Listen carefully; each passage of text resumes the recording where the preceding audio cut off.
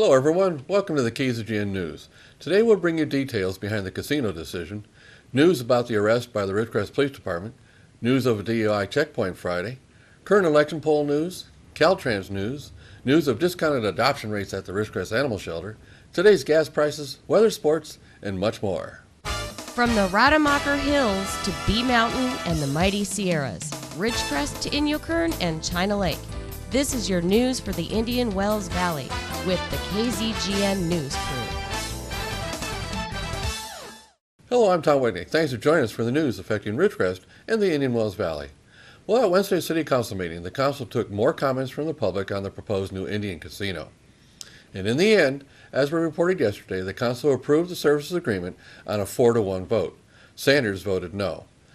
This was after a long, strong effort by the opponents trying to get the Council to let the people vote on the issue. The Council did not agree with that idea. Generally, they stated that they felt they were elected to represent us and make hard decisions, and that is what they'll do. Politically, it would have been easy to do. However, the next possible election would be in November, way longer than what the tribe was willing to wait. They want to have a proposal into the Bureau of Indian Affairs by then. So, the Council had to weigh the pros and cons of the project and make a decision. And the pros and cons really fell into two areas, economics and moral issues.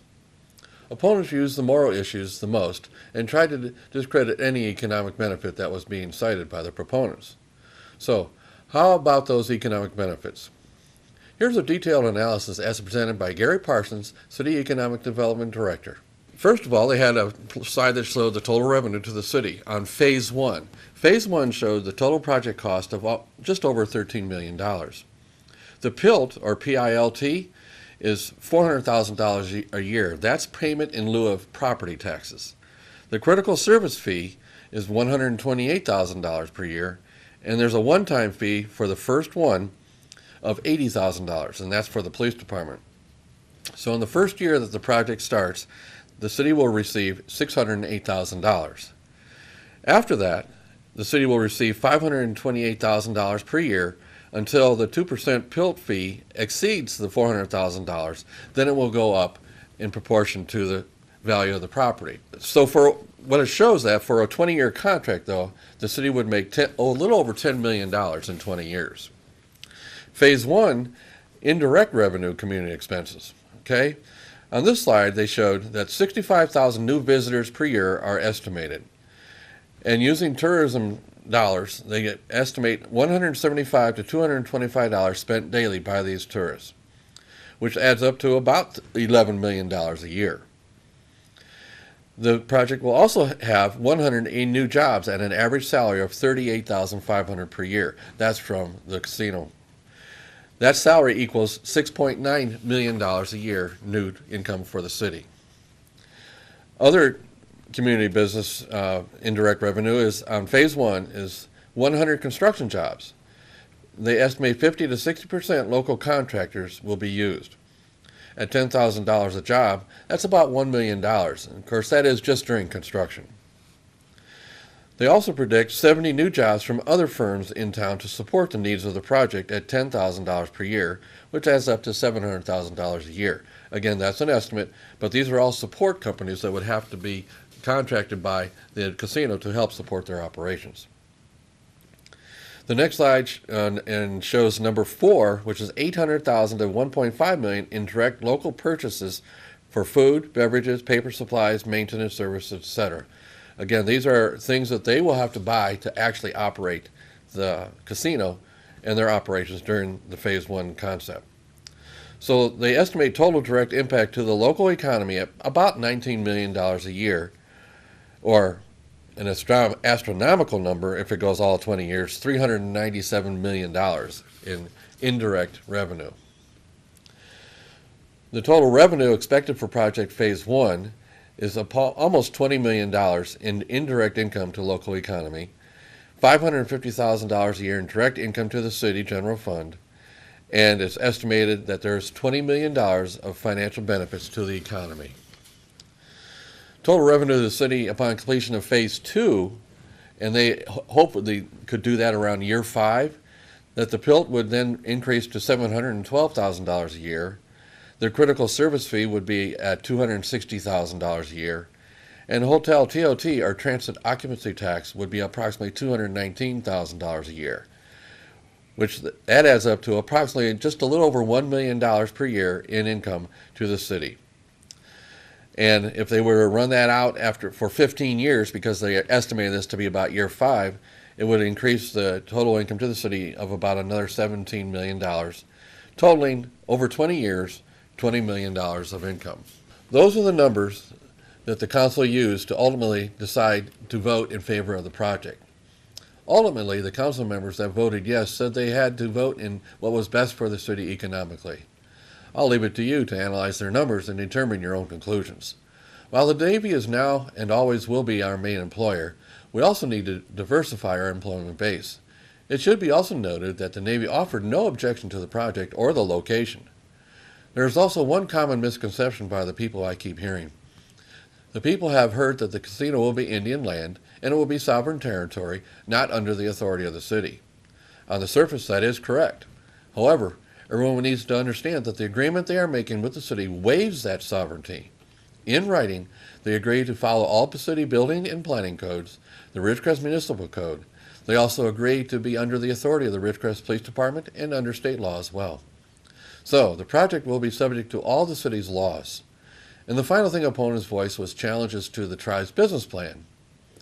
I don't know if their plan is right or wrong, but I have to go back to the concept of free enterprise. First, any new private business doesn't have to provide anyone their financial analysis of their project, except to investors, because investors do want to see a business plan before they loan any money to the project.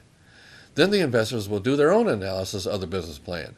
So, the project owner has done an analysis of the plan, and the investors have done their own independent analysis. If after both have made the decision that the project is worth funding, then why would people in the audience, without the details of the project, decide the analysis was incorrect?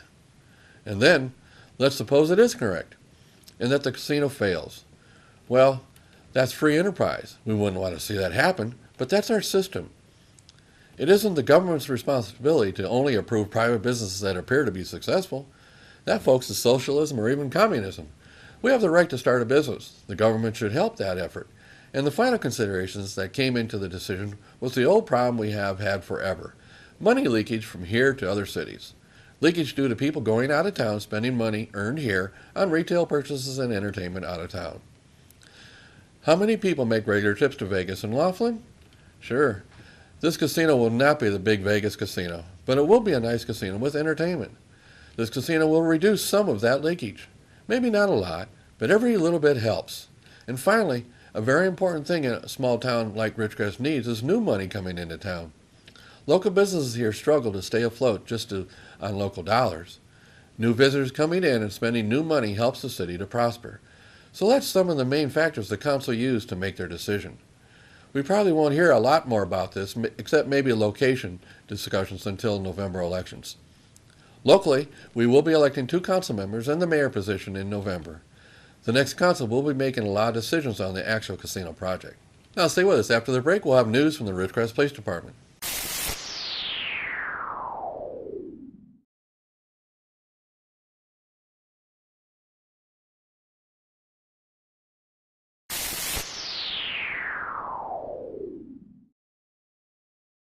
Thanks for staying with us. In news from the Ridgecrest Police Department, we get a report of the arrest of a felon in possession of a firearm, plus additional charges. They arrested 24-year-old Joseph Daniel Rainwater. He was arrested on 535 South China Lake Boulevard and was charged with these offenses: felon in possession of a firearm, forgery, grand theft, and possession of a controlled substance. Here's the details of the arrest.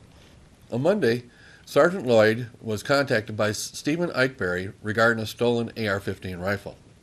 Eichberry reported that Johnson Rainwater had taken the rifle and refused to return it. On Tuesday, Detective Cushman located Rainwater and conducted an interview. Rainwater admitted to taking the firearm and said that it was in a safe place. Rainwater told Detective Cushman that he would bring the rifle in. However, he never did. A records check revealed that Rainwater is a convicted felon and thus prohibited from owning or possessing firearms. On Tuesday, at about noon, Detective Cushman and Detective Groves obtained a warrant for Rainwater's arrest. At approximately 1:45 p.m., Detective Cushman and Groves located Rainwater in the Motel 6 parking lot. He was taken into custody without incident. During a search incident to the arrest, a bundle of suspected methamphetamine was located in Rainwater's possession. Rainwater was transported to the Ridgecrest Police Department for further interviews. Once at the Ridgecrest Police Department, Rainwater was also questioned regarding a recent commercial burglary. The burglary occurred at Durand Service Center. During the burglary, several checks were stolen and later cashed. The checks that were cashed totaled more than $2,300. Rainwater was identified on the security cameras at two different banks cashing the checks. Officer Harlow questioned Rainwater about the checks, and Rainwater admitted to cashing the checks and taking the money. At the time of his arrest, Rainwater had more than $1,000 on him. Rainwater was booked into the Ridgecrest jail. Rainwater's bail is currently set at $82,500. And now, just as a side note pertaining to the jail closure here, at Wednesday's council meeting, the chief mentioned that just last Monday they made 5 arrests of people that had to be booked into jail. So it's easy to see how a day like that will affect the amount of officers we have on the street here when they may have to start transporting prisoners out of town to be booked in jail. And in other news from the Ridgecrest Police Department, we get notice of a DUI and driver's license checkpoint. It will be this Friday at an undisclosed location within the city limits during the hours of 7 p.m. to 11 p.m. The DUI enforcement team will also be deployed to stop and arrest alcohol and drug-impaired drivers in the department's ongoing traffic safety program. DUI saturation patrols will be deployed on Friday between the hours of 11 p.m. and 3 a.m. in areas with high frequencies of DUI collisions and/or arrests. The deterrent effect of DUI checkpoints is a proven resource in reducing the number of persons killed and injured in alcohol or drug-involved crashes. Research shows that crashes involving an impaired driver can be reduced by up to 20% when well-publicized DUI checkpoints and proactive DUI patrols are conducted. DUI checkpoints are placed in a location based on collision statistics and frequency of DUI arrests, affording the greatest opportunity for achieving drunk and drugged driving deterrence. Locations are chosen with safety considerations for the officers and the public. In California during 2013, this deadly crime led to 867 deaths and over 23,000 serious injuries because someone failed to designate a sober driver. Nationally, the latest data shows over 10,000 people were killed by an impaired driver. Officers will be looking for signs of alcohol and/or drug impairment with officers checking drivers for proper licensing. Motorists will only be momentarily delayed. Specially trained officers will be available to evaluate those suspected of drug-impaired driving, which is now accounting for a growing number of impaired driving crashes. Recent statistics reveal that 30% of drivers in fatal crashes had one or more drugs in their system. A study of active drivers showed more tested positive for drugs that may impair driving than did for alcohol. Everyone should be mindful that if you're taking medication, whether prescription or over-the-counter, drinking even small amounts of alcohol can greatly intensify the impairment effects. Law enforcement emphasizes the preventable nature of drunk driving, reminding everyone that all it takes is a little planning ahead. Designate a sober driver or call a cab. But whatever you do, don't drink and drive. The California Office of Traffic Safety Designated Driver VIP mobile app is now available for free. You can download this on iOS and Android devices. Launched last year, the new app offers enhanced features, allowing users to map a spot with their current location to find partnering establishments in the area. Users will be offered free incentives at each bar to celebrate their life-saving role. They can stay up to date with the latest things and see what other users are saying via social tabs. Drivers caught driving impaired can expect the impact of a DUI arrest to include jail time, fines, fees, DUI classes, other expenses that can exceed $10,000, not to mention the embarrassment when friends and family find out. Funding for this checkpoint is provided to the Ridgecrest Police Department by a grant from the California Office of Traffic Safety through the National Highway Traffic Safety Administration. And finally, the RPD is reminding everyone to report drunk drivers. Call 911. And for today's report on current polls for president, things are really starting to shift. The polls are starting to show earlier polls were wrong in a Clinton-Trump matchup. Thursday, a group of polls came out with new, very interesting numbers. A new CBS poll shows Clinton at 47 and Trump at 41. A Fox News poll shows Trump at 45 and Clinton at 42. The Rasmussen poll shows Trump at 42 and Clinton at 37. So those are the latest numbers for the race between Trump and Clinton. They definitely show Trump improving while Clinton is sinking. Kind of shows the Republican establishment appears to be wrong in their assessment of Trump's chances to beat Clinton. Next Tuesday will be the primary in Washington. Then on to Super Tuesday, June 7th. In the news from the Ridgecrest Animal Shelter, we get this report. Are you looking for a new family member, dog or cat? The Ridgecrest Animal Shelter is a great place to find that special addition to your family. They keep these animals almost indefinitely until they get adopted out. This month they are having a special in adoption costs. The special adoption rates for all dogs is only $45. All cats are free right now. With the adoption, you also get a free spay or neuter voucher and microchipping. When you get your new pet neutered or spayed, all you will have to pay for is a service copay of $20, which is a huge savings for owners. The shelter's hours are Thursday through Saturday, 11 a.m. to 5 p.m. Again, they have all sorts of wonderful dogs and cats out there just waiting for you to come out and meet them. And as always, if anyone has anything they can donate to the shelter to help pay for keeping these pets available for adoption, you can help. They always need blankets and towels for the pens. They take donations of dog and cat food or other supplies, and of course, cash donations can be made as well.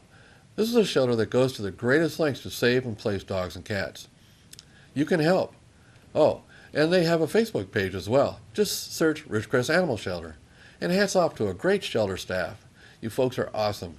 All the way from the shelter officers, staff, and PAC volunteers that help make and take care of the shelter. And if you'd like to be a volunteer worker, contact the shelter for an application and details. You can volunteer as much as you want, anytime you want. Without the volunteers, we wouldn't have the shelter we have today, said Mary Stage, shelter supervisor.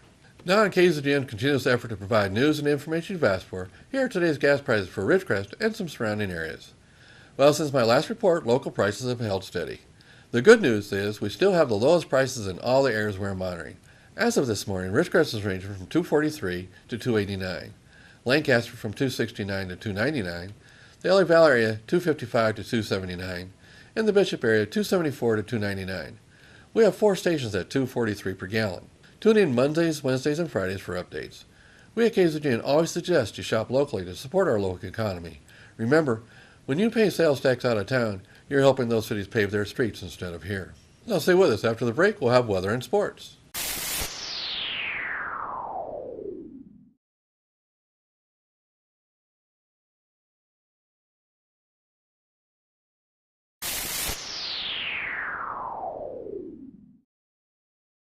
Thanks for staying with us. Now here's Lane with the weather. Thank you, Tom.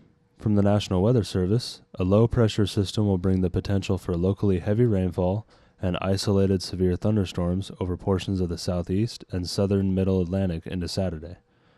A cold and windy storm system will bring the potential for damaging winds and accumulating snowfall over the higher elevations of the Intermountain West and Great Basin into Friday night. Temperatures across the nation.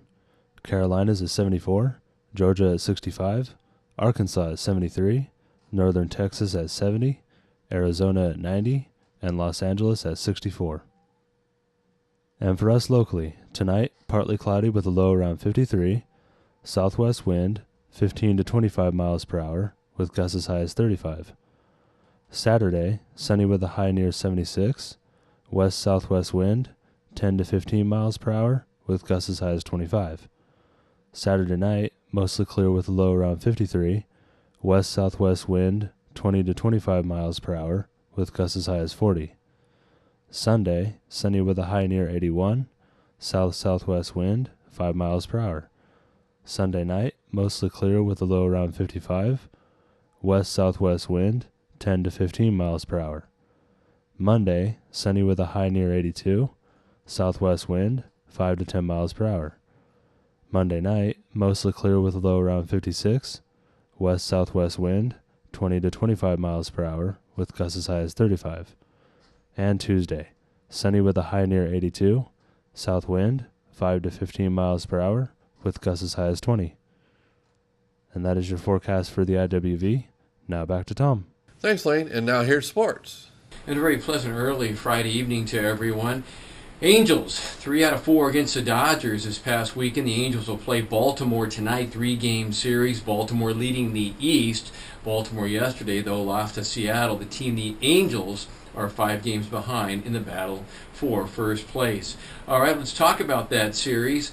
Clayton Kershaw got the only win for the Dodgers. He did that on Tuesday night. Angels hitting the baseball. Mike Trout, another couple of home runs, and Luis Pujols starting to hit the baseball pretty well. Some big hits in that one. Angels pitching doing a lot better. Mike Scioscia's got to have a smile on his face now. 45,000, I beg your pardon, was the total last night. That's one of the largest crowds ever since they've refurbished Anaheim Stadium. They did that back in 1996. Interesting, if you're an Angels fan, if you look back in the 1960s, the stadium opened up in 1966.